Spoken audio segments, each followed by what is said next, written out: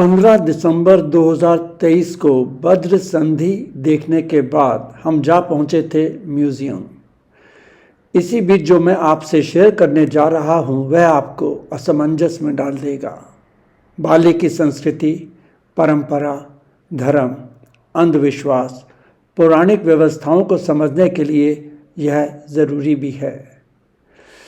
पहली चीज़, बाली में हिंदू पौराणिक कथाओं का वास है। दूसरा, ईश्वर एक है और उसकी कृतज्ञता में हर रोज़ एक अद्भुत रूप से फूल अर्पित किए जाते हैं। तीसरा, म्यूजियम में रखी गई पारंपरिक कलाकृति। आप इसमें प्राचीन ग्रंथ यानी शिलालेख, चीनी मिट्टी की चीज़ें, मूर्तियाँ, घरेलू उपकरण, कृषि उपकरण, पेंटिंग, छाया कठपुतलियाँ पा सकते हैं। कुछ धार्मिक अवशेष भी यहाँ पर मिलेंगे। कांस्य युग में इस्तेमाल किए गए हथियार भी आपको मिलेंगे। और हाँ, यहाँ वेल मेंटेन्ड पार्क में आप आराम से घूम भी सकते हैं।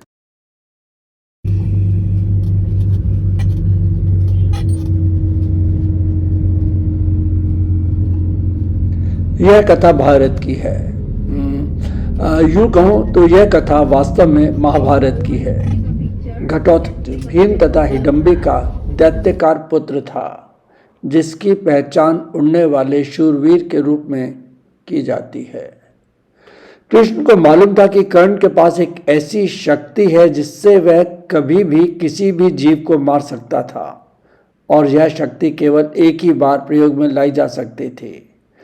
कृष्ण को यह भी मालूम था कि इस शक्ति का उपयोग कर्ण केवल अर्जुन के वध के लिए ही करेगा। कृष्ण ने घटोत्कच को युद्ध के मैदान में उतार दिया। घटोत्कच ने कौरव सेना में इतनी तबाही मचाई कि हर ओर मृत्यु तांडव करने लगी। जब कोई विकल्प न बचा तो अनमने मन से कर्ण को वो शक्ति का प्रयोग करना पड़ा। यहाँ बाली में यह प्रतिमा उस अत्यधिक मार्मिक एवं भावपूर्ण दृश्य को प्रस्तुत करती है जब कर्ण अपने 6 घोड़ों के रथ पर सवार है, शल्य उनके सारथी हैं, तथा भीम का एक घटोत्कच कर्ण के रथ के पिछले 2 घोड़ों के सिरों पर पैर रखकर गदा उठाए प्रहार करने को आतुर है।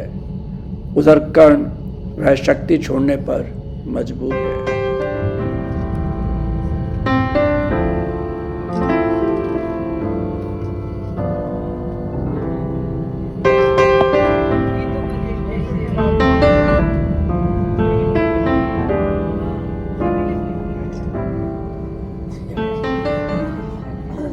पहले दिल्ली में यह पाम के पत्तों से बनी छोटी सी ट्रे और उस पर रंग बिरंगे फूल देखकर अचंभित रह गया था।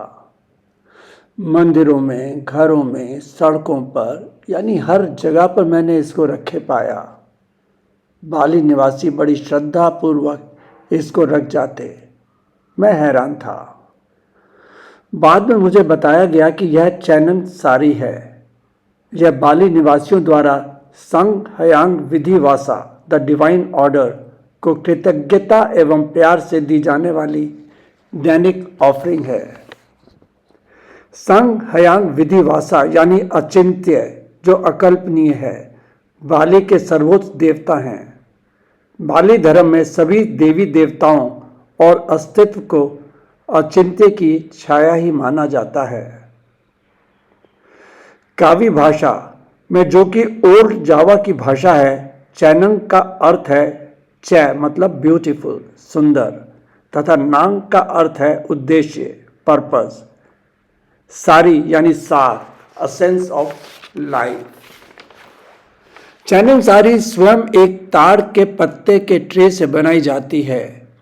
इसके ऊपर बहुत से तत्व रखे जाते हैं जो किसी न किसी भावना के प्रतीक हैं।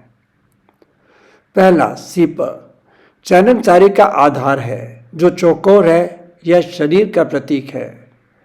दूसरा, चावल आत्मा का प्रतीक है, जो शरीर को जीवित बनाता है।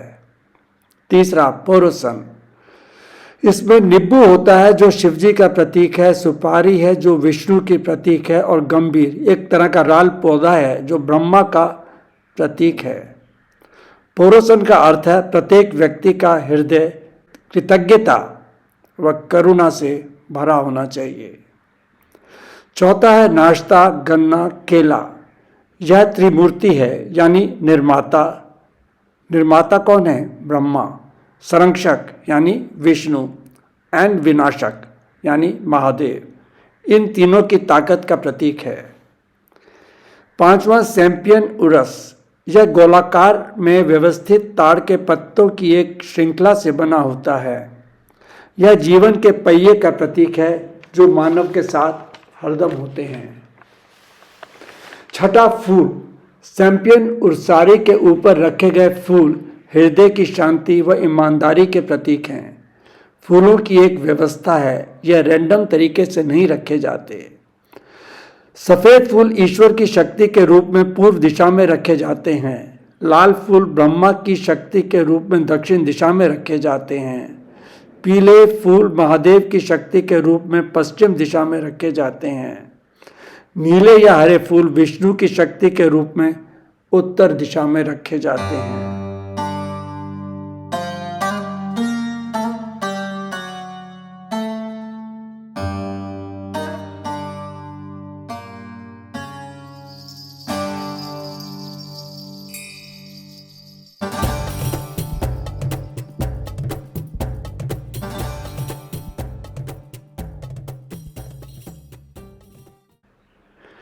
सातवां सबसे ऊपर केपन यानी सिक्का रखकर शैनंग सारी को पूरा किया जाता है। दुनिया को दी गई शांति के लिए धन्यवाद देने के रूप में संग हयांग विधि वासा को हर दिन चैनंग सारी अर्पित की जाती है। भेंट के पीछे आत्म बलिदान है, जिसे तैयार करने में समय भी लगता है और प्रयास भी होता है।